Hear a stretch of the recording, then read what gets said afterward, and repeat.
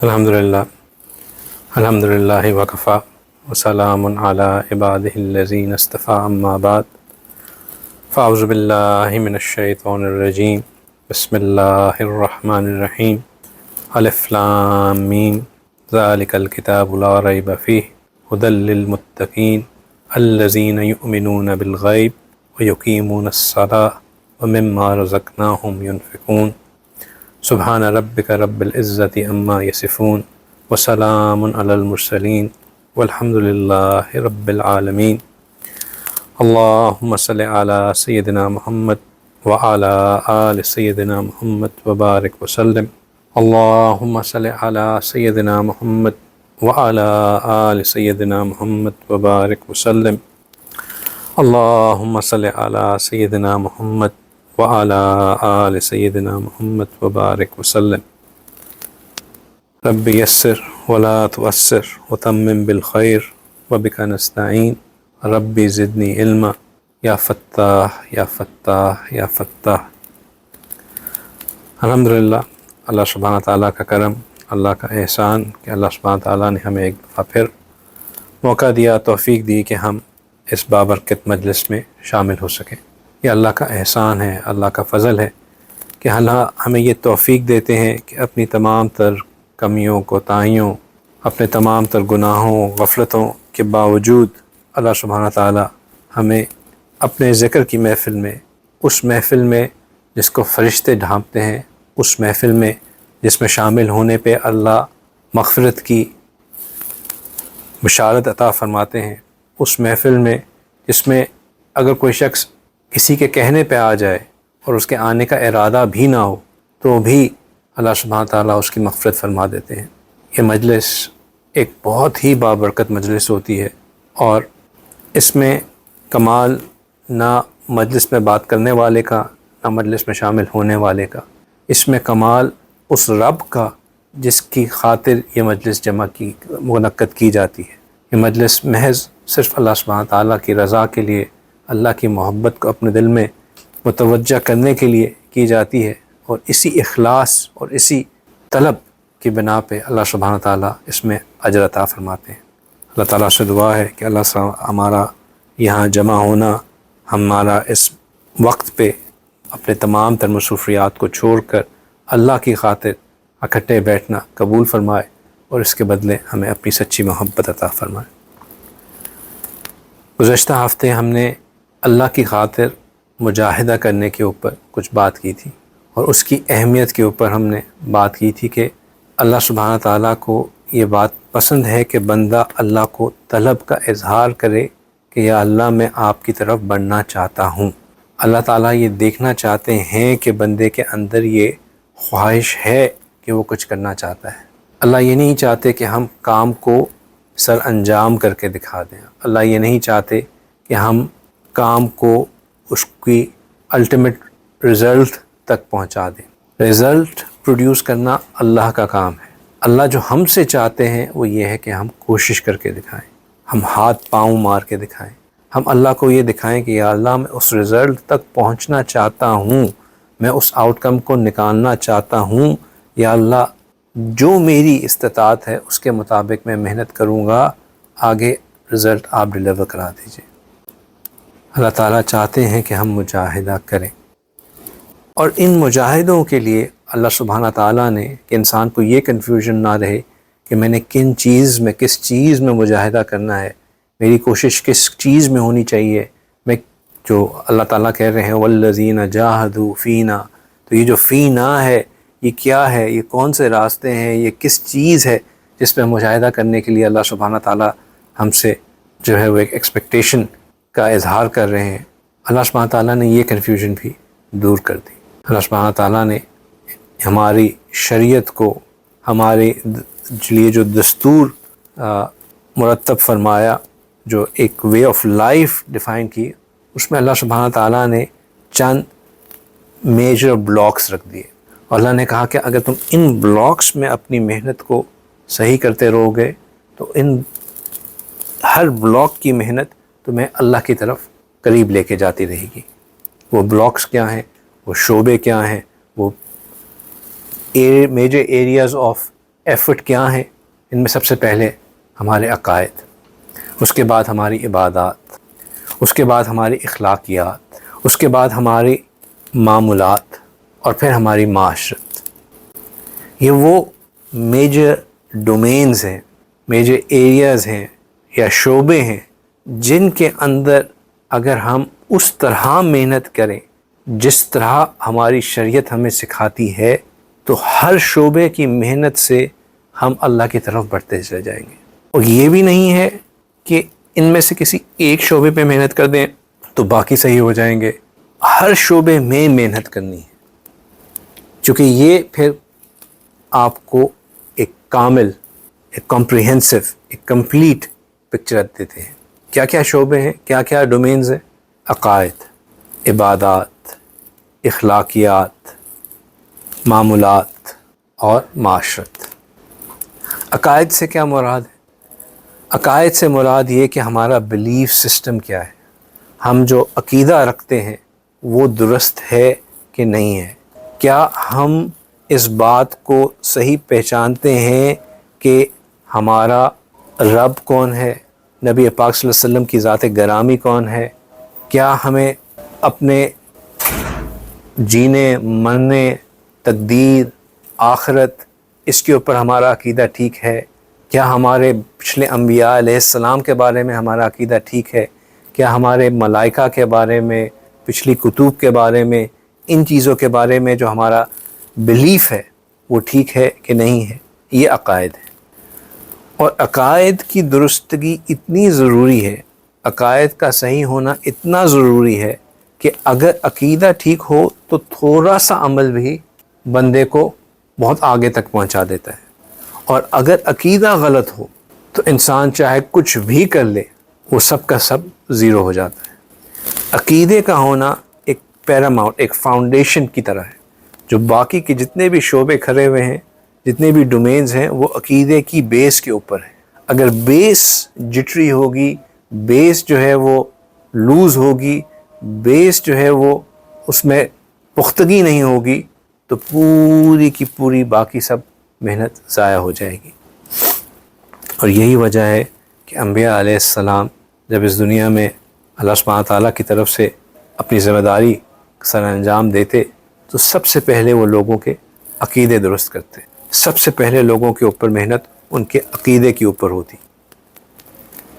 ہمارے نبی پاک صلی اللہ علیہ وسلم، ان کی نبوت کے پہلے 13 سال میجورٹی آف دا ٹائم عقیدے کی درستگی کے اوپر تھا۔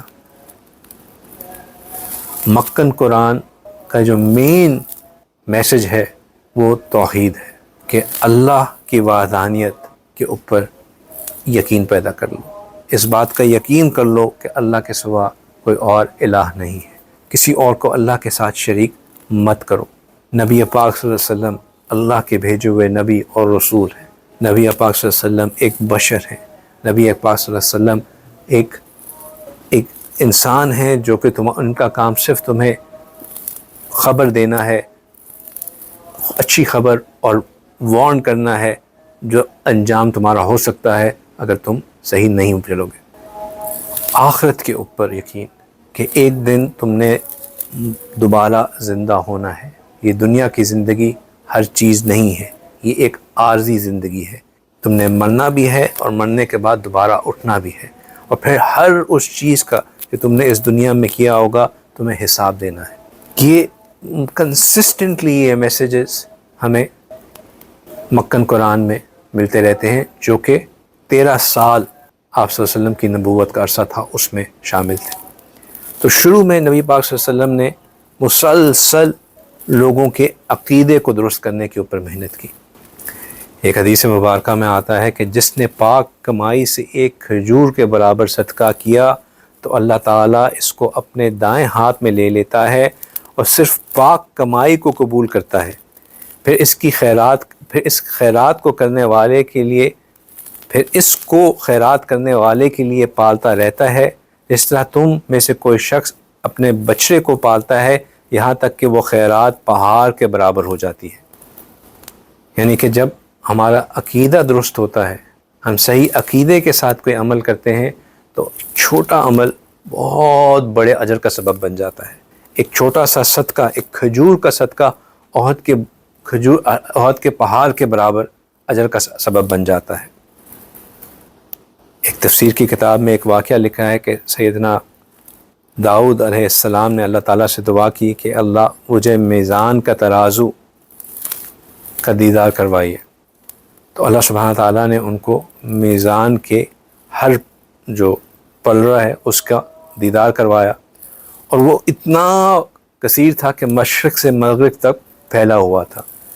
تو یہ دیکھ کے داؤد علیہ السلام پر جو ہے وہ خشیت طاری ہو گئی، اور وہ جو ہے وہ بے ہوش ہو گئے۔ جب ان کو افاقہ ہوا تو انہوں نے عرض کیا کہ یا اللہ، یہ کون سا ایسا نیک عمل ہوگا، یا انسان کو کتنی نیکیاں کرنی ہوگی کہ وہ اس پلڑے کو پورا کا پورا بھر لے۔ تو اللہ سبحانہ تعالیٰ نے جواب دیا کہ جب میں اپنے بندے سے راضی ہو جاتا ہوں تو میں اس پلڑے کو ایک کھجور سے ہی بھر دیتا ہوں۔ یعنی کہ جب عقیدہ درست ہو جائے تو اس کی قدر و قیمت اللہ کے ہاں اس قدر بڑھ جاتی ہے کہ چھوٹا عمل بہت بڑے اجر کا سبب بن جاتا ہے۔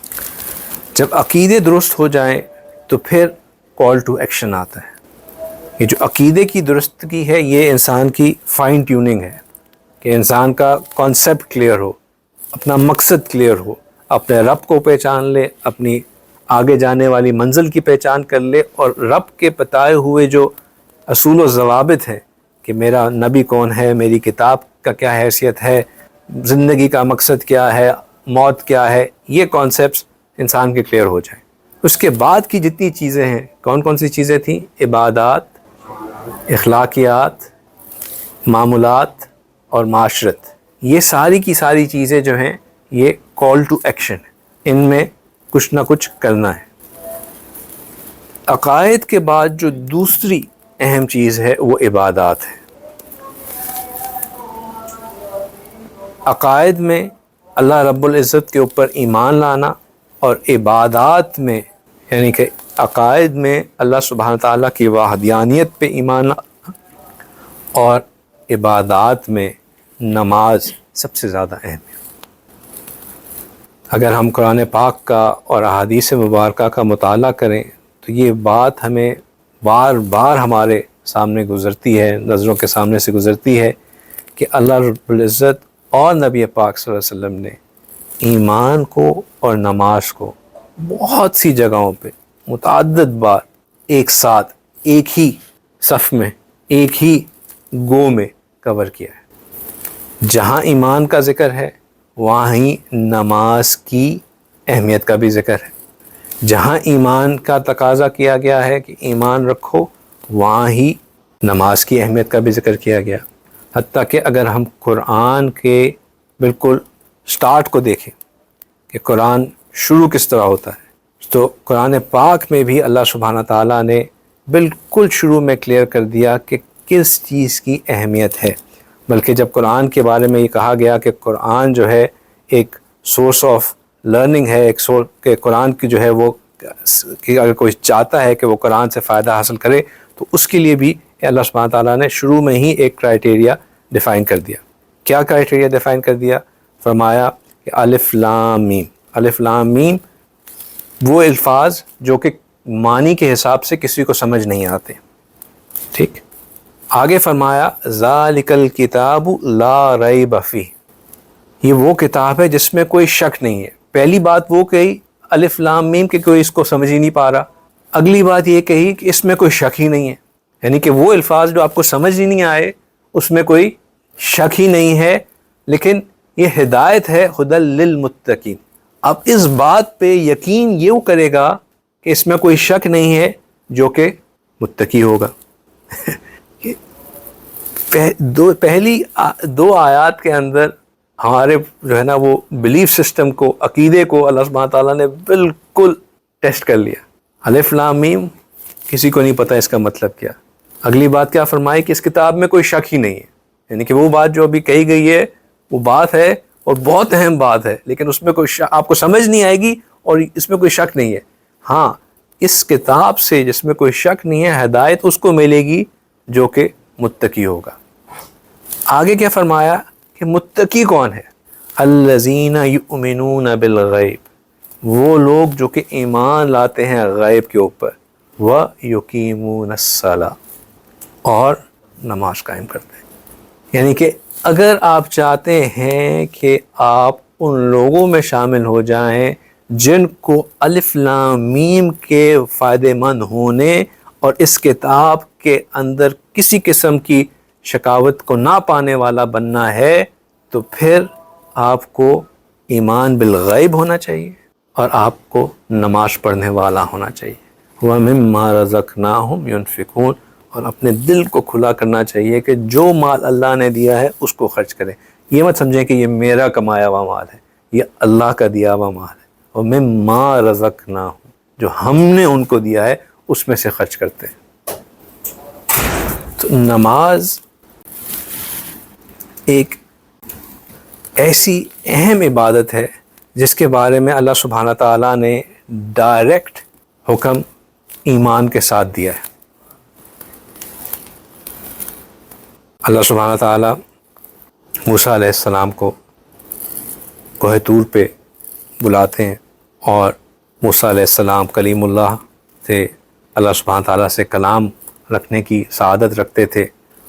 وہاں یہ وہ پہلا موقع ہے جہاں اللہ سبحانہ تعالیٰ موسیٰ علیہ السلام کو نبوت عطا فرما رہے ہیں اور ان سے کلام فرما رہے ہیں۔ قرآن میں اللہ سبحانہ تعالیٰ ان آیات، اس جو ڈائلاگ تھا اس کا ذکر آیات مبارکہ میں فرماتے ہیں کہ کس طرح اللہ تعالیٰ نے اپنے آپ کو موسیٰ علیہ السلام سے انٹروڈیوس کروایا۔ اب جب اللہ سبحانہ تعالیٰ اپنے آپ کو موسیٰ علیہ السلام کو انٹروڈیوس کروا رہے ہوں گے اور وہ جو بات ان کو کہیں گے اس کا مطلب ہوگا کہ یہ سب سے اہم بات ہے، اس لیے انٹروڈکشن کے اندر ہی میں آپ کو یہ بات کہہ رہا ہوں، this is the very first command that I am giving to you, meaning کہ یہ میرے لیے بہت ہی اہمیت کی مالک ہے، ہر چیز سے زیادہ اہم یہ دو باتیں ہیں۔ اللہ سبحانہ تعالیٰ کہتے ہیں اننی انا اللہ، بے شک میں اللہ ہوں، اننی انا اللہ لا الہ الا انا، میرے سوا کوئی اور معبود نہیں ہے، لا الہ الا انا، میرے سوا کوئی اور معبود نہیں ہے، فاعبدونی، میری عبادت کرو۔ اللہ سبحانہ تعالیٰ اپنے آپ کو انٹروڈیوس کرا رہے ہیں۔ پہلی چیز کیا کلیئر کی؟ عقیدہ، کہ لا الہ الا انا، میرے سوا کوئی اور معبود نہیں ہے، فاعبدونی، میری عبادت کرو۔ عقیدہ کلیئر ہو گیا۔ اگلی چیز کیا کرتے ہیں؟ وَأَقِيمَ الصَّلَاةَ، اور نماز قائم کرو، لذکری، میری یاد کے لیے۔ فوراً جس چیز کو اسٹیبلش کر دیا وہ کہ نماز قائم کرو میری یاد کے لیے، جب تمہیں اس بات کا یقین ہو جائے کہ میرے سوا کوئی اور معبود نہیں ہے اور میری عبادت کرنی ہے۔ یعنی کہ اگر ہم کلمہ گو ہیں، لا الہ الا اللہ کہنے والے ہیں، اور یہ مانتے ہیں، یہ ڈکلیئر کرتے ہیں کہ ہم اللہ کی عبادت کرتے ہیں، تو پھر نماز لازم اور ملزوم ہے، اس میں کوئی آپشن ہے ہی نہیں، یہ آپشنل نہیں ہے، اس بات کا اظہار ہو ہی نہیں سکتا۔ کس بات کا اظہار؟ لا الہ الا اللہ کا اظہار ہو ہی نہیں سکتا اگر نماز نہ ہو۔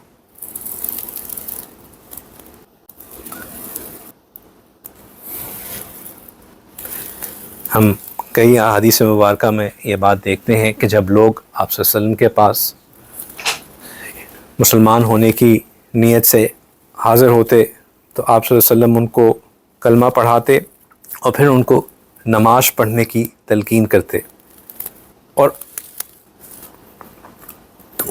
کئی جگہ پہ یہ بھی آیا کہ ان کو کہا کہ اگر تم صرف اتنا ہی کر لو تو تمہارے لیے آخرت میں نجات کے لیے یہ کافی ہے۔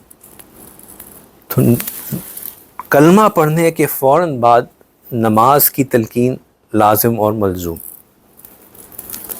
نماز کا حکم ایسا ہے کہ اللہ سبحانہ تعالیٰ نے اس کو قرآن پاک میں ایک بار نہیں، دو بار نہیں، 3 بار نہیں، بلا مبالغہ سینکڑوں بار نماز کا حکم دیا ہے، سینکڑوں بار نماز کا حکم ہے۔ اور مختلف طریقوں سے اللہ سبحانہ تعالیٰ نے نماز قائم کرنے کا حکم دیا ہے. اور جو نماز کا حکم دیا ہے وہ کبھی بھی نماز پڑھنے کے حکم سے نہیں دیا. یہ نہیں فرمایا کہ نماز پڑھو، ہمیشہ فرمایا نماز قائم کرو. اقامت الصلاۃ کا جو ہے وہ حکم ہے کہ نماز کو قائم کیا جائے. اب نماز قائم کرنے سے کیا مطلب ہے؟ نماز تو پڑھنی ہوتی ہے، بس جاؤ نماز پڑھ لو، اللہ اکبر، قیام، رکوع، سجدہ، قاعدہ، سلام، ختم، نماز پڑھ لی. لیکن اللہ بار بار ایمفسائز کر رہے ہیں کہ نماز پڑھو نہیں بلکہ نماز قائم کرو. نماز قائم کرنے کا مطلب یہ ہے کہ نماز صرف کچھ جسمانی حرکتوں کا مجموعہ نہیں ہے. نماز ایک پورا کا پورا سسٹم ہے جس میں نماز سے پہلے آپ کی طہارت کا ہونا، قبلہ رخ ہونا، باجماعت ہونا، نماز کا وقت ہونا، یہ سب چیزیں شامل ہیں. اور نہ صرف یہ کہ ظاہری ایکشن کا ہونا، آپ کے دل و دماغ کی حاضری کا بھی ہونا. تو نماز قائم کرنا ہوتی ہے. اگر ہم نے کسی بندے کو کام کے لیے رکھا ہو اور ہم اس کو کہیں کہ یہ تم نے کام کرنا ہے، ایک دفعہ کہیں وہ نہ کرے، ہم اس پہ ناراض ہوں گے. 2 دفعہ کہیں کہ یہ کام کرنا ہے، نہ کرے، ہم مزید ناراض ہوں گے. 3 دفعہ وہ کام کرنے کا حکم دیں اور وہ پھر بھی نہ کرے تو پھر تو شاید ہم اس کو نوکری سے ہی نکال دیں کہ بھئی تم تو اس قابل ہی نہیں کہ جو تمہیں سمجھایا جاتا ہے وہ تم کرتے ہی نہیں. اللہ سبحانہ تعالیٰ، میں نے جیسے کہا کہ قرآن پاک میں 1 بار نہیں، 2 بار نہیں، متعدد بار، سینکڑوں بار نماز پڑھنے کا ڈائریکٹ حکم دے رہے ہیں، قائم کرنے کا حکم دے رہے ہیں، اور ہم اس کو اگنور کرتے ہیں. اگر آپ غور کیجئے نماز کی اہمیت کو سمجھنے کے لیے کہ یہ وہ واحد عبادت ہے، قریب ہو جائیے سارے قریب ہو جائیے، جس کا باقاعدہ اعلان کیا جاتا ہے. روزہ بھی فرض ہے لیکن روزے کے لیے کوئی باقاعدہ اعلان نہیں کیا جاتا، کوئی فرض نہیں ہے کہ روزے کا اعلان کیا جائے. زکوٰۃ، اس کے لیے اعلان نہیں کیا جاتا، بس لوگوں کو بتا دیا کہ زکوٰۃ دینا ہے، یہ ٹائم فریم ہے، یہ اس کی اصول و ضوابط ہیں، اس کے اوپر فرض ہے، اس کو دینا ہے، ان لوگوں کے اوپر جو ہے دینا، یہ اس کے حقدار ہیں. لیکن کوئی اناؤنسمنٹ نہیں ہوتی کہ زکوٰۃ کا وقت آ گیا ہے، زکوٰۃ دے دو. حج، اس کی کوئی اناؤنسمنٹ نہیں ہوتی، 1 مہینہ ہے، جس نے جانا ہے جائے، نہیں جا سکتا نہ جائے. نماز ایک ایسی عبادت ہے جس کے لیے باقاعدہ دن میں 5 بار یہ حکم دیا گیا کہ ایک بندہ کسی اونچی جگہ پہ کھڑے ہو کر بلند آواز میں لوگوں کو پکارے، نماز کی طرف بلائے. اذان میں کون سی 2 چیزیں، کون سے الفاظ ہیں جو نماز کی طرف بلاتے ہیں؟ حی علی الصلاۃ. اس کے بعد کیا کہا جاتا ہے کہ نماز کی طرف آؤ، فلاح کی طرف آؤ، کامیابی کی طرف آؤ. بلایا جاتا ہے. پہلے کیا چیزیں کہی جاتی ہیں؟ اس سے پہلے کیا کیا جاتا ہے؟ اذان میں ایمان کو تازہ کیا جاتا ہے. اللہ اکبر، اللہ اکبر، اشہد ان لا الہ الا اللہ، اشہد ان محمد رسول اللہ. ایمان پختہ ہو گیا. پھر حی علی الصلاۃ، حی علی الفلاح، آؤ نماز کی طرف، آؤ کامیابی کی طرف. باقاعدہ اعلان کر کے بلایا جاتا ہے. کیوں؟ تاکہ کسی کے ذہن میں غفلت کی وجہ سے، بددہانی کی وجہ سے، بے دہانی کی وجہ سے کہیں یہ اہم عبادت مس نہ ہو جائے. نبی پاک صلی اللہ علیہ وسلم رحمۃ للعالمین، نہایت ہی شفیق، نہایت ہی رحیم. کبھی ہم اس بات کا تصور کر سکتے ہیں کہ آپ صلی اللہ علیہ وسلم کی زبان مبارک سے کسی کے لیے بددعا نکلی ہوگی؟ سوچنا ہی ایک عجیب لگتا ہے کہ آپ صلی اللہ علیہ وسلم جو اتنے رحیم، اتنے شفیق، ہر ایک کو معاف کرنے والے، ہر مشکل کو صبر کر کے، برداشت کر کے، پھر بھی لوگوں کو جو ہے وہ خیر کی طرف بلانے والے، احسان کی تلقین کرنے والے، لوگوں کو احسان سکھانے والے، وہ کس طرح کسی کو کچھ بڑا بھلا کہہ سکتے ہیں؟ اور کئی مثالیں. طائف کا واقعہ آپ صلی اللہ علیہ وسلم کے لیے نہایت ہی تکلیف والا واقعہ. ایک دفعہ سیدہ عائشہ رضی اللہ تعالیٰ عنہا نے آپ سے پوچھا کہ یا رسول اللہ، آپ کو دین کے حوالے سے کس دن زیادہ ستایا گیا؟ تو آپ صلی اللہ علیہ وسلم نے فرمایا کہ عائشہ میں کس کس دن کی مشقتوں کا ذکر کروں، البتہ طائف کے سفر میں آپ کی قوم نے میرے ساتھ جو سلوک کیا اس کی کرواہٹ ابھی بھی میں اپنے منہ میں محسوس کرتا ہوں. یعنی کہ اتنا وہ سخت اور مشکل سفر تھا. آپ صلی اللہ علیہ وسلم مکہ مکرمہ میں قریش کے جو آپ صلی اللہ علیہ وسلم کے ساتھ رویہ تھا، جو آپ صلی اللہ علیہ وسلم کے اوپر جو مسلسل ظلم ڈھا رہے تھے، اس سے بہت پریشان تھے. ان کے دل میں خیال آیا کہ کیوں نہ میں طائف کا رخ کروں. یہ حضرت حلیمہ سعدیہ کا علاقہ تھا. آپ صلی اللہ علیہ وسلم کا خیال تھا کہ چونکہ یہ میرے ردائی ننھیال ہے تو میں یہاں جاؤں گا کہ یہاں کے لوگ میری بات کو سنیں گے، مجھے ویلکم کریں گے، دین کو قبول کر لیں گے، اور اگر نہیں بھی کریں گے تو کم از کم میری مہمان نوازی تو کریں گے، کیونکہ ایک رشتہ تھا ان کے ساتھ، ایک ایسوسیشن تھی. آپ صلی اللہ علیہ وسلم طائف تشریف لے گئے، وہاں کے لوگوں کو دعوت دی، ان کو اللہ کی طرف راغب کرنے کی کوشش کی. جب انہوں نے دیکھا کہ یہ آپ صلی اللہ علیہ وسلم جو ہیں ان کو ان کی آباء و اجداد کی عبادات سے ہٹا رہے ہیں، تو وہ آپ صلی اللہ علیہ وسلم کے خلاف ہو گئے. آپ صلی اللہ علیہ وسلم کو واپس جانے کو کہہ دیا، اور وہاں کے جو شریر و اوباش بچے تھے، لڑکے تھے، ان کو آپ کے پیچھے لگا دیا. ان لڑکوں نے آپ صلی اللہ علیہ وسلم کو تنگ کرنا شروع کر دیا، تالیاں بجاتے، آپ صلی اللہ علیہ وسلم کو پتھر مارتے. آپ صلی اللہ علیہ وسلم بہت ہی مشکل سے طائف کے شہر سے باہر نکلے. آپ صلی اللہ علیہ وسلم کا جسم مبارک لہو لہان تھا، جوتے مبارک کے اندر خون تھا، اور اس حالت میں آپ صلی اللہ علیہ وسلم ایک باغ میں پناہ لی. جب آپ نے یہاں اس حالت میں تشریف فرما تھے، اللہ سبحانہ تعالیٰ کو آپ صلی اللہ علیہ وسلم کے اوپر رحم آیا. انہوں نے ایک فرشتہ آپ صلی اللہ علیہ وسلم کی طرف بھیجا اور کہا کہ آپ صلی اللہ علیہ وسلم سے پوچھو کہ اگر وہ چاہیں تو یہ طائف والوں کو 2 پہاڑوں کے درمیان کچل دیا جائے. آپ صلی اللہ علیہ وسلم اس حالت میں بھی ان کے اوپر اپنی قوم کی محبت کا غلبہ زیادہ تھا. انہوں نے فرمایا، اے اللہ، آپ میرے رب ہیں، میں آپ کا بندہ ہوں، میں آپ کے بندے کا بیٹا ہوں، آپ کی بندی کا بیٹا ہوں. میری پیشانی آپ کے قبضہ قدرت میں ہے، میرے بارے میں ہر فیصلہ آپ کا چلتا ہے. آپ میرے بارے میں جو فیصلہ کریں وہ انصاف پر مبنی ہوگا. اے اللہ، اگر آپ مجھے کن کے حوالے کرتے ہیں؟ کیا مجھے غیروں کے حوالے کرتے ہیں جو میرے ساتھ ترش روئی کرتے ہیں؟ کیا مجھے دشمنوں کے حوالے کرتے ہیں جو میری قدر نہیں جانتے؟ اے اللہ، اگر آپ مجھ سے راضی ہیں تو مجھے پوری دنیا کی ناراضگی کی کوئی پرواہ نہیں، اور اللہ اگر آپ مجھ سے ناراض ہیں تو اس وقت تک آپ کو منانا ضروری ہے جب تک کہ آپ راضی نہ ہو جائیں. اور پھر نبی پاک صلی اللہ علیہ وسلم نے اپنی قوم کے لیے بدعا کرنے کے بجائے دعا کی، اللہم اہدی قومی فإنہم لا یعملون، کہ اے اللہ میری قوم کو ہدایت دے دے، میری قوم جانتی نہیں، میری قوم جانتی نہیں. یعنی کہ وہ قوم جس نے آپ صلی اللہ علیہ وسلم کو لہو لہان کر دیا، ان کو بھی بدعا نہیں دی، معاف کر دیا، معاف بھی کر دیا بلکہ ہدایت کی دعا کر دی. ایک اور واقعہ احد کا، غزوہ احد کا موقع ہے. ایک کافر نے آپ صلی اللہ علیہ وسلم کے اوپر پتھر کا وار کیا. آپ صلی اللہ علیہ وسلم کی پیشانی مبارک زخمی ہو گئی، خون بہنا شروع ہو گیا. ایک اور ظالم نے تلوار کا وار کیا.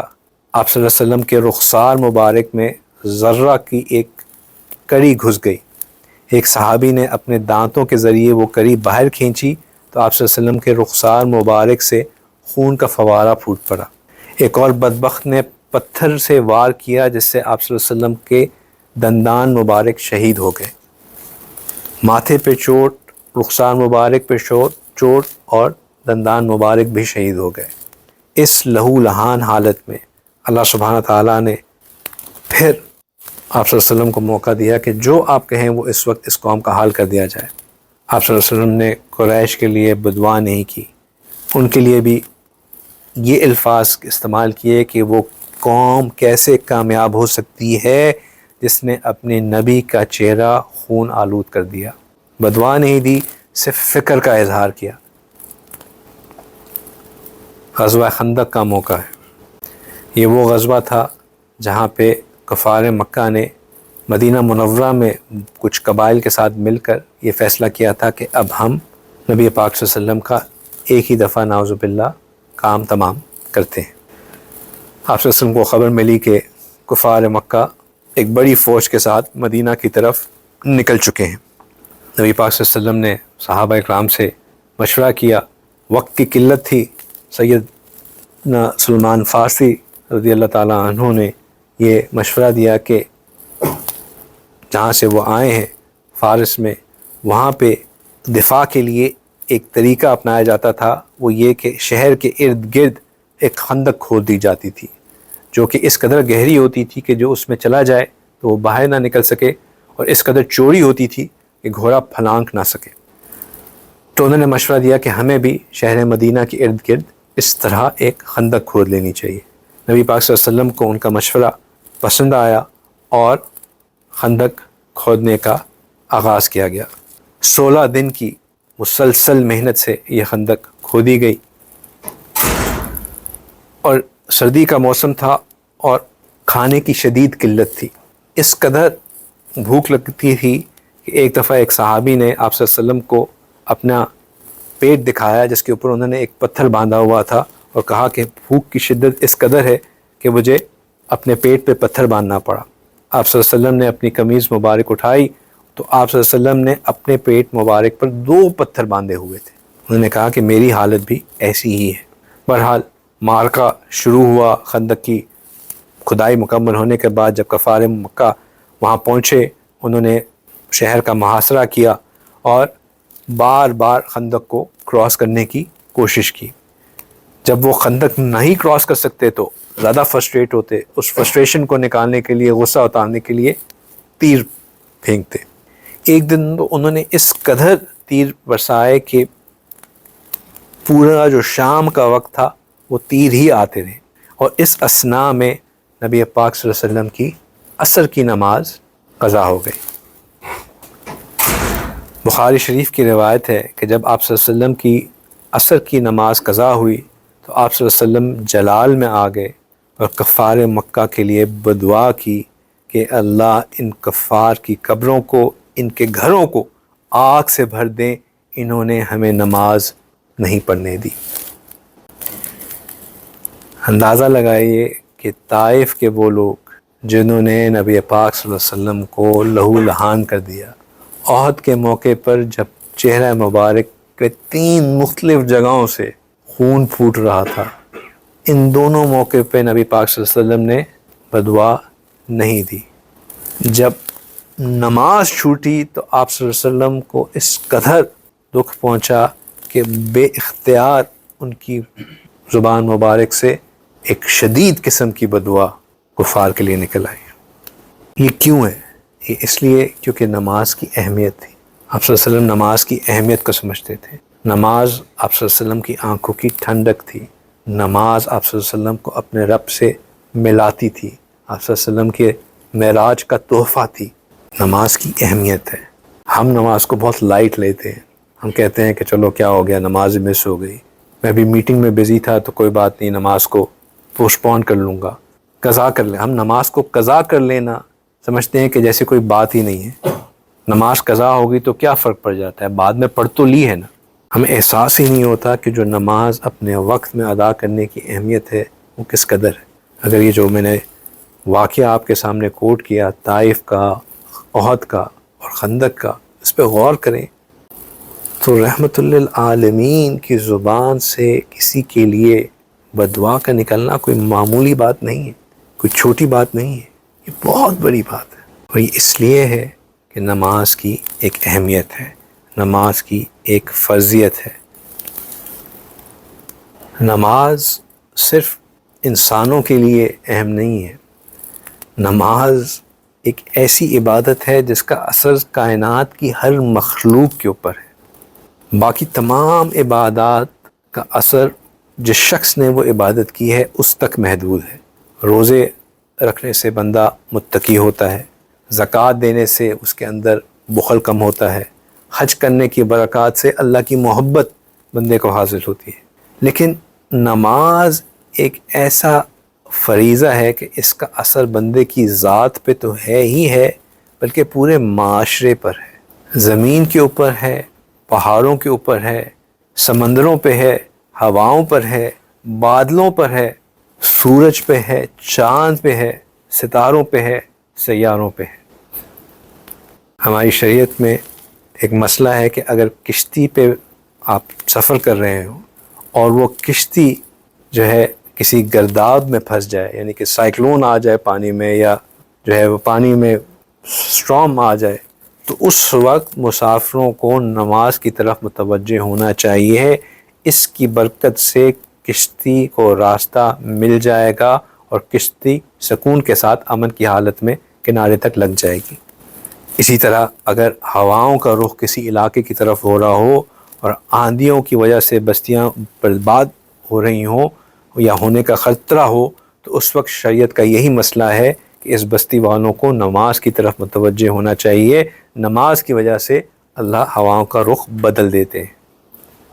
اگر زلزلے آ رہے ہوں، زمین جھٹکے مار رہی ہو، پہاڑ ہل رہے ہوں، چٹانیں گر رہی ہوں، تو بستی والوں کو شریعت یہ حکم دیتی ہے کہ نماز کی طرف متوجہ ہوں، نمیز زمین کی حرکت رک جائے گی، پہاڑوں کا ہلنا بند ہو جائے گا۔ اگر آسمان پہ بادل ہوں لیکن وہ بادل بارش نہ برسا رہے ہوں، تو شریعت یہ کہتی ہے کہ تم نماز کی طرف متوجہ ہو، نماز کھلے میدان میں آ کے نماز پڑھو، اللہ سے دعا مانگو۔ اس نماز کے درمیان اللہ سبحانہ تعالیٰ بادلوں سے پانی برسانا شروع کر دیں گے۔ دنیاوی بلیف سسٹم یہ کہتے ہیں کہ جی سورج گرہن اور چاند گرہن جو ہے وہ کسی اومن کی کسی ایول کا جو ہے وہ اومن ہوتے ہیں، کسی برے چیز کا سائن ہوتے ہیں۔ سائنس کہتی ہے کہ یہ تو صرف ایک کچھ بھی نہیں ہوتا، صرف اپنے آربٹ کے اندر وہ ایک ایسا ٹائم آ جاتا ہے کہ سورج جو ہے وہ چاند کے پیچھے چھپ جاتا ہے، یا چاند جو ہے وہ زمین اور زمین جو ہے چاند اور سورج کے درمیان حائل ہو جاتی ہے، جس کی وجہ سے سورج گرہن یا چاند گرہن ہو جاتا ہے۔ ہماری شریعت کیا کہتی ہے کہ اس سے اچھائی برائی پہ تو کوئی فرق نہیں پڑتا، ہاں جب سورج یا چاند گرہن ہو تو اس وقت نماز پڑھا کرو، تاکہ اس وقت اللہ سبحانہ تعالیٰ کی رحمت متوجہ ہو اور سورج اور چاند اپنی اپنی حرکت پہ واپس قائم ہو جائیں۔ لہٰذا نماز کا اثر پانی پہ، ہواؤں پر، زلزلے پر، سورج چاند پر، ہر چیز پہ اس کا اثر ہے، ہر چیز پہ اس کا اثر ہے۔ باقی تمام عبادات بالغ ہونے کے اوپر فرض ہوتی ہیں، کوئی ایسی عبادت نہیں ہے جو کہ بلوغت سے پہلے جس کی اکاؤنٹیبلٹی سٹارٹ ہو جائے۔ نماز ایک ایسی عبادت ہے جس کا حکم بلوغت سے کئی سال پہلے سے دے دیا گیا۔ جب بچہ 7 سال کا ہو تو اس کو نماز کی عادت دلائی جائے، 7 سال کا ہو تو اس کو نماز کی عادت دلائی جائے، اور جب وہ 10 سال کا ہو جائے اور پھر بھی نماز نہ پڑھے تو اس کے اوپر سختی کی جائے۔ کیوں؟ اس لیے کہ جب وہ 12 یا 13 سال کی عمر میں بالغ ہو تب تک نماز اس کی سسٹم کا حصہ بن چکی ہو، اس کے یہ کانسیپٹ ہی نہ ہو کہ ہم نماز چھوڑ بھی سکتے ہیں، فجر پہ اٹھنا اس کے لیے مشکل نہ رہے۔ کیونکہ جب وہ بالغ ہو گیا اور اب اس نے نماز نہ پڑھی تو یہ اس کی ہلاکت کا سبب ہے، اپنے ہاتھوں سے اپنی اولاد کو ہلاک کر رہے ہیں ان کی نماز چھڑوا کے۔ اگر ہم اپنے بچوں کی نماز کو نہیں دیکھ رہے کہ کیا وہ نمازیں پوری پڑھ رہے ہیں، ہم اپنے ہاتھوں سے اپنے بچوں کو جہنم میں بھیج رہے ہیں۔ اس میں کوئی کسی میں اچھے طریقے سے اس بات کو نہیں کہہ سکتا۔ اور اگر ہم خود ہی نماز نہیں پڑھتے تو ہم اپنے بچوں کو کیا کہیں گے کہ وہ نماز پڑھے؟ اب ایک عجیب بات سوچیے، جب ہم 7 سال کے بچے کو نماز سکھاتے ہیں تو نماز کے آخر میں ہم اس کو کیا کہتے ہیں کہ بیٹے ایک دعا پڑھنی ہے، ربی جعلنی مقیم الصلاۃ ومن ذریتی ربنا وتقبل دعا، یعنی کہ اے میرے رب مجھے نماز کرنے والا بنا اور میری اولاد کو بھی، اور ہماری دعا کو قبول کر۔ اب یہ کتنے سال کا بچہ ہے جو یہ دعا کر رہا ہے کہ یا اللہ میری اولاد کو نماز پڑھنے والا بنا؟ 7 سال کا بچہ، 7 سال کا بچہ، کوئی گارنٹی نہیں ہے کہ یہ بچہ بڑا ہوگا یا نہیں ہوگا، یہ بھی نہیں پتا کہ اگر بڑا ہوگا تو اس کی شادی ہوگی یا نہیں ہوگی، اگر شادی ہو بھی گئی تو یہ بھی نہیں پتا کہ اولاد ہوگی کہ نہیں ہوگی، لیکن شریعت یہ حکم دے رہی ہے کہ اس 7 سال کے بچے سے یہ دعا مانگنا شروع کر دے کہ اللہ مجھے نماز قائم کرنے والا بنا دے اور میری اولاد کو بھی نماز کرنے والا بنا دے، تاکہ اس کو نماز کی اہمیت کا اندازہ ہونا شروع ہو جائے، یہ بات انگرین ہو جائے کہ میں نے بھی نماز پڑھنی ہے اور اپنی اولاد کو بھی نماز پڑھانی ہے۔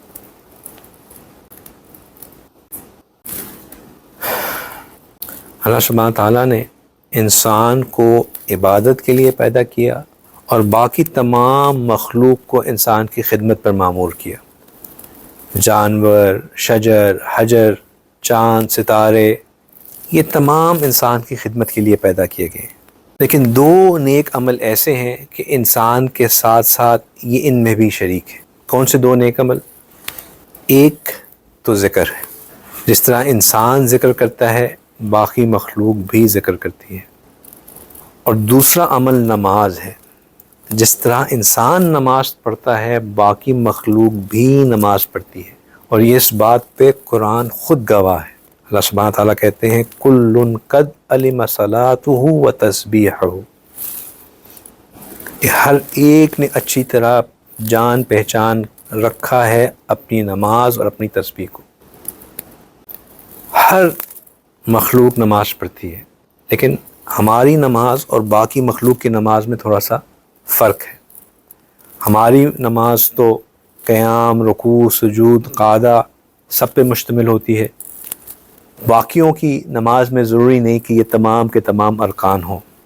درختوں کی نماز میں صرف قیام شامل ہوتا ہے، رکوع اور سجدہ نہیں ہوتا، جانوروں کی نماز میں رکوع ہوتا ہے، قیام اور سجدہ نہیں ہوتا، حشرات کی نماز میں صرف سجدہ ہوتا ہے، قیام اور رکوع نہیں ہوتا، پہاڑوں کی نماز میں صرف قعدہ ہوتا ہے، قیام، رکوع اور سجدہ نہیں ہوتا۔ رسول اللہ صلی اللہ علیہ وسلم کی ایک حدیث مبارکہ ہے کہ انہوں نے صحابہ اکرام کو حکم فرمایا کہ تم میں سے کوئی بندہ سیادار درخت کے نیچے پخانہ نہ کیا کرے، یعنی کہ اپنے آپ کو ریلیف نہ کیا کرے، کس کے نیچے؟ سیادار درخت کے نیچے۔ یہ کنز الاعمال میں حدیث مبارکہ شامل ہے۔ صحابہ اکرام نے عرض کیا کہ اے اللہ کے نبی، کیوں منع فرماتے ہیں اس عمل سے؟ اس کی کیا وجہ ہے؟ تو آپ صلی اللہ علیہ وسلم نے فرمایا کہ جب صبح ہوتی ہے، سورج طلوع ہوتا ہے، تو اس وقت درخت کا سایہ لمبا ہوتا ہے، اور جوں جوں سورج اوپر کو آتا جاتا ہے تو درخت کا سایہ گھٹتا چلا جاتا ہے، حتیٰ کہ جب سورج مغرب کی طرف ڈھل جاتا ہے تو پھر یہ سایہ مشرق کی طرف نظر آتا ہے، اور آہستہ آہستہ یہ سارا سایہ دوبارہ بڑھنا شروع ہو جاتا ہے۔ آپ صلی اللہ علیہ وسلم نے فرمایا کہ درخت کے سائے کا بڑھنا اور گھٹنا حقیقتاً اس بات کی علامت ہے کہ یہ درخت رب ذوالجلال کے حضور رکوع اور سجدہ کر رہا ہوتا ہے، اور اگر تم درخت کے نیچے پیشاب اور پخانہ کرو گے تو درخت کی عبادت میں مخل بن جاؤ گے۔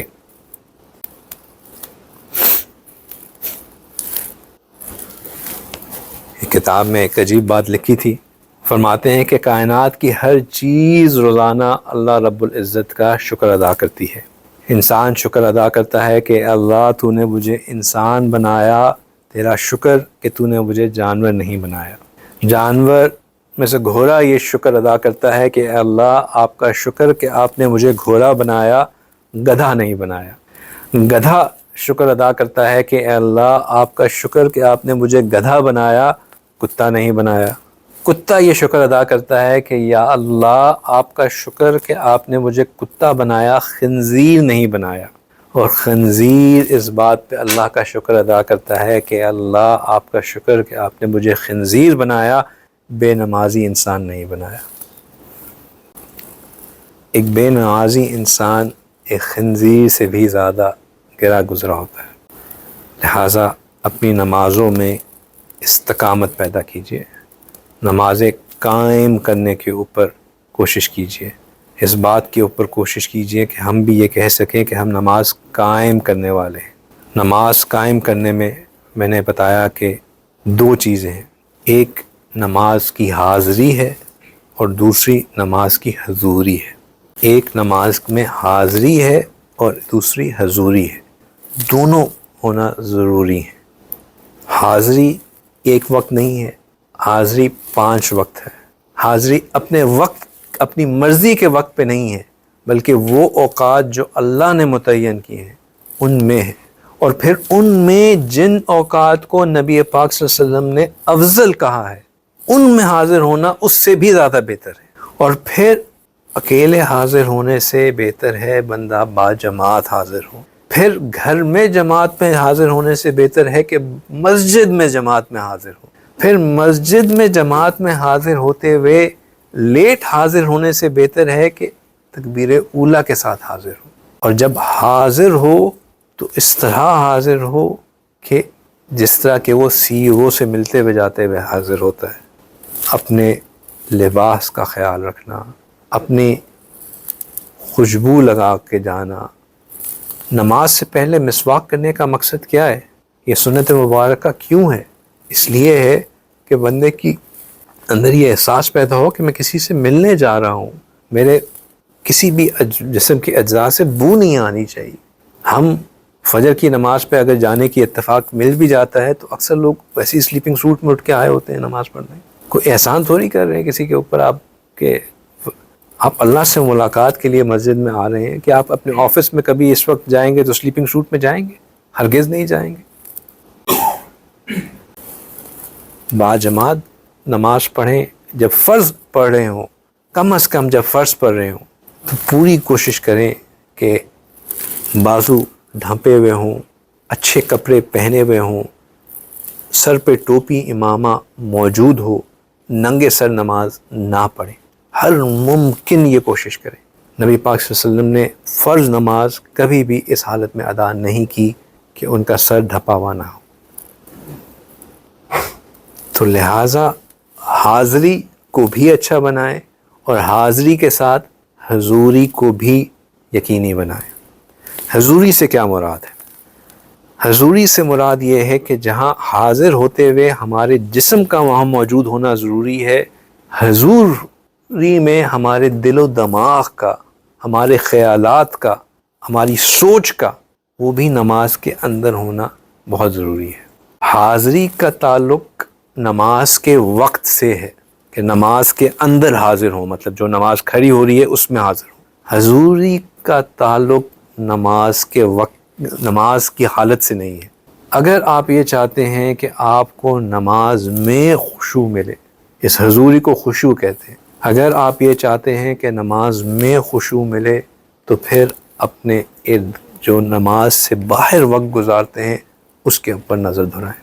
جو شخص نماز سے باہر اپنا تعلق اللہ رب العزت سے بنا کے رکھتا ہے، جو شخص نماز کے باہر اللہ سے غافل نہیں ہوتا ہے، جو شخص نماز کے باہر اللہ کا استحضار رکھتا ہے، وہ نماز کی حالت میں یقیناً حاضر ہوتا ہے، اس کو خشوع نصیب ہوتی ہے۔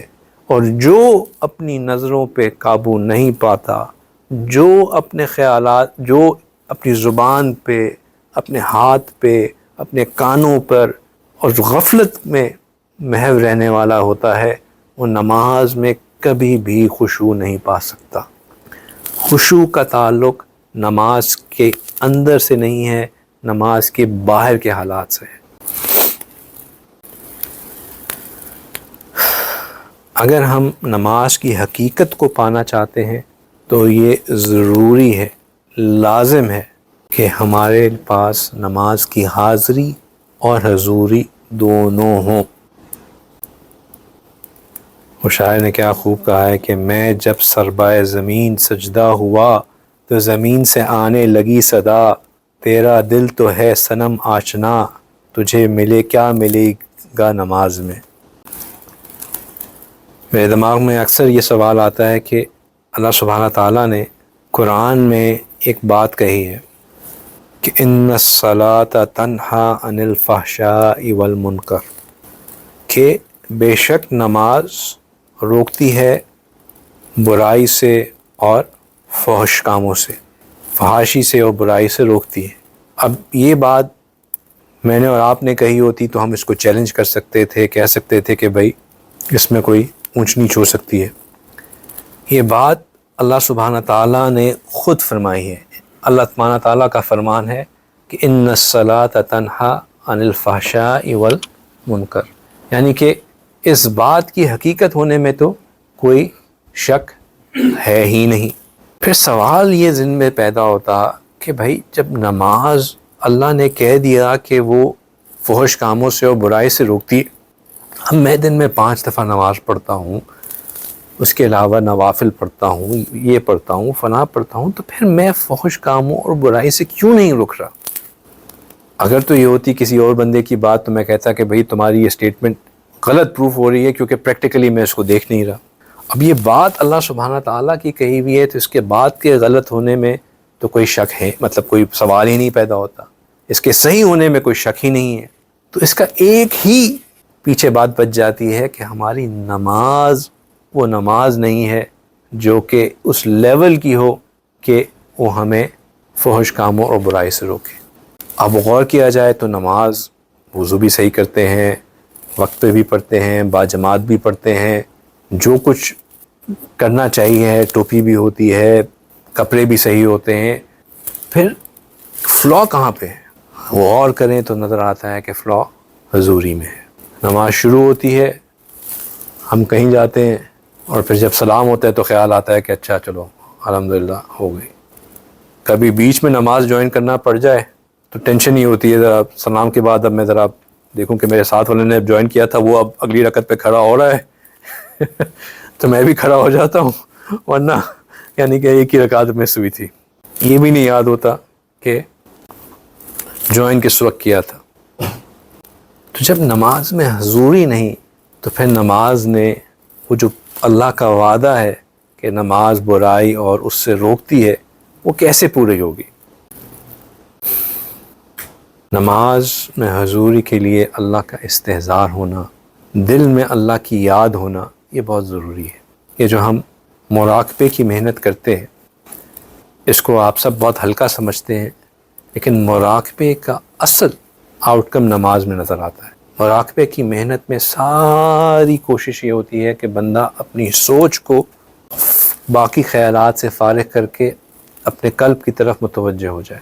یہ وہ ایکسرسائز ہوتی ہے جو کہ انسان کو اپنی سوچ پہ قابو دلانے کے لیے ہوتی ہے، اس بات کے اوپر امپاور کرنے کے لیے کہ وہ اپنی جو تھنکنگ ہے اس کو کسی ایک پوائنٹ کے اوپر فوکس کر سکے، اپنی توجہ کو ایک جگہ پہ قائم رکھنے کے لیے، اپنی سوچ کو متوجہ کرنے کے لیے یہ قائم کی جاتی ہے۔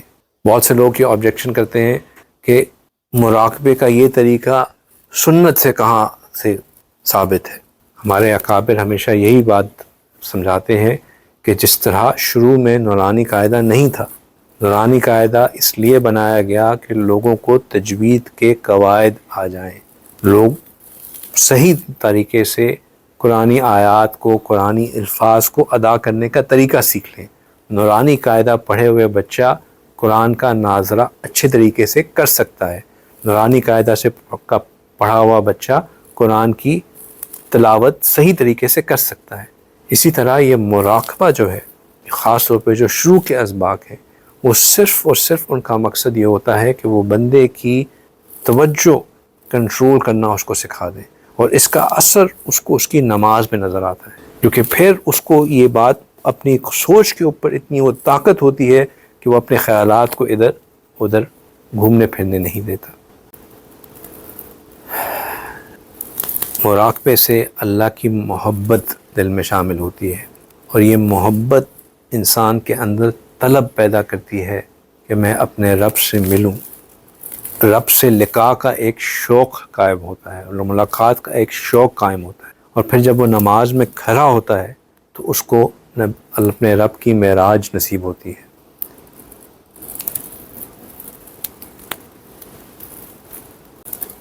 تیرا عشق اگر نہ ہو میری نماز کا امام، میرا قیام بھی حجاب، میرا سجود بھی حجاب۔ تو بات لمبی ہو گئی، اس کو میں سمیٹتا ہوں۔ بس یہ بات ذہن میں رکھیں کہ یہ جو باقی کے مجاہدے ہیں، ہماری اخلاقیات، معاشرت اور معمولات، اگر نماز اچھی ہوگی اس کے اثر ان کے اوپر بھی پڑیں گے۔ تھوڑی سی باتیں مثال دے کے سمجھا دیتا ہوں کہ جمعے کی نماز، باجماعت نماز سے چلے شروع کرتے ہیں۔ باجماعت نماز پہ جاتے ہوئے اگر ہم مسجد میں جاتے ہوئے اس بات کا اپنے اندر ایک کارٹون سکیچ تھا، وہ میرے دماغ میں ہمیشہ ایک امپرنٹ رہتا ہے، اس میں یہ تھا کہ ایک اوپر سے ویو تھا، یعنی کہ ڈرون ویو سمجھ لے، کہ مسجد ہے، اس کی چھت نہیں تھی اور نظر آ رہا ہے کہ بہت ہی نیٹ کلین مطلب مسجد، اور اس میں صف میں بہت ہی ڈسپلن کے ساتھ نمازی کھڑے نماز پڑھ رہے ہیں، اور سائڈ پہ جو پارکنگ لاٹ ہے اس میں جو ہے نا گاڑی ایک کے اوپر ایک کھڑی ہوئی، کسی نے راستہ بلاک کیا ہوا، کسی نے سڑک بند کی ہوئی، کسی نے کچھ کیا ہوا، اور ایک کیوس مچا ہوا۔ تو وہ ہماری حالت دکھاتی ہے کہ ہم جو نماز کی حقیقت ہے اس تک نہیں پہنچ پاتے۔ نماز جو ہمیں صف میں ڈسپلن کے ساتھ کھڑا ہونا سکھاتی ہے، وہ اس لیے یہ ڈسپلن پیدا کرتی ہے کہ ہم باقی جگہوں پہ بھی اسی ڈسپلن کا مظاہرہ کریں۔ ہم میں سے اکثر لوگ یہ سمجھتے ہیں کہ شاید میں جماعت میں سو رہی ہے تو میں اپنی گاڑی کہیں بھی پارک کر کے چلا جاؤں، میری نماز مل جائے مجھے، وہ زیادہ اہم ہے۔ یہ غلط خیال ہے۔ ہم دوسروں کو تکلیف پہنچا کے نماز پڑھنے چلے جائیں، یہ ہماری شریعت ہمیں نہیں سکھاتی۔ ایک دفعہ آپ صلی اللہ علیہ وسلم جمعہ کا خطبہ دے رہے تھے، ایک صحابی مسجد میں داخل ہوئے اور وہ باقی صحابہ کے اوپر سے پھلانگتے ہوئے آگے آنے کی کوشش کر رہے تھے۔ آپ صلی اللہ علیہ وسلم نے ان کو روک دیا اور فرمایا کہ بیٹھ جائیں، آپ دوسروں کو تکلیف دے رہے ہیں۔ جمعے کی نماز میں جاتے ہوئے دوسروں کے اوپر سے پھلانگ کے آگے جانا، یہ دوسروں کو تکلیف دینے کا باعث ہے۔ اور اسی طرح جمعے کی نماز میں مسجد میں داخل ہو کے شروع میں ہی بیٹھ جانا، یہ بھی دوسروں کو تکلیف دینے کا باعث ہے۔ ہمیں مائنڈ فل ہونا چاہیے کہ اگر میں شروع میں بیٹھ جاؤں گا تو پھر تو اگلے نے جب آگے جگہ خالی ہے تو لازماً میرے اوپر سے پھلانگ کے ہی جانا ہے نا، اور کیا کرے وہ بیچارہ۔ تو شروع میں ہی آگے کی جگہ کو فل کریں، اس بات کا خیال کریں کہ بھئی پیچھے لوگ آئیں گے، باہر گرمی ہے، وہ کہاں باہر کھڑے ہوں گے۔ یہ معاشری اصول ہیں۔ ہم مسجد میں جاتے ہیں، مسجد میں جماعت کے وقت جانا ایک مجاہدہ ہوتا ہے، کیونکہ جو مسجد میں داخل ہونے کی پہلی 3 جو دروازے کے باہر جوتوں کی صفیں بنی ہوتی ہیں، ان جوتوں کی صفوں کے اوپر سے پھلانگ کے آپ نے جو ہے نا وہ مسجد کے اندر جانا ہوتا ہے۔ اب کسی نے سینڈل ہے جس کے اندر سے وہ اس کے بکل کے وہ نکلے ہوئے، تو وہ بھی آپ کے پاؤں کے اندر گھس رہے ہیں، اور پاکی ناپاکی کا خیال تو آپ چھوڑ ہی دیں۔ اور اگر صف بنی ہو تو وہ تو بہت ہی اچھی بات، جوتے ایک دوسرے کے اوپر ایسے ایک پڑے ہوتے ہیں کہ جیسے نماز سے نکلنے کے بعد 15-20 منٹ تو بندہ جوتے میچ کرنے میں ہی لگا دے کہ میرا جوتا یہ والا یہاں پہ ہے، رائٹ والا اور لیفٹ والا کہاں پہ۔ یہ ہماری نماز ہمیں نہیں سکھاتی۔ ہم جوتے اس کو ان کی واپس جو اس کی جگہ ہے اس میں رکھ کے، جو ان کے شیلف بنے ہوئے ہیں وہاں رکھ کے نماز پڑھنے کے لیے جائیں۔ اس بات کا خیال کریں کہ میرے جوتے کسی کے لیے تکلیف کا سبب نہ بنے۔ دیکھیں،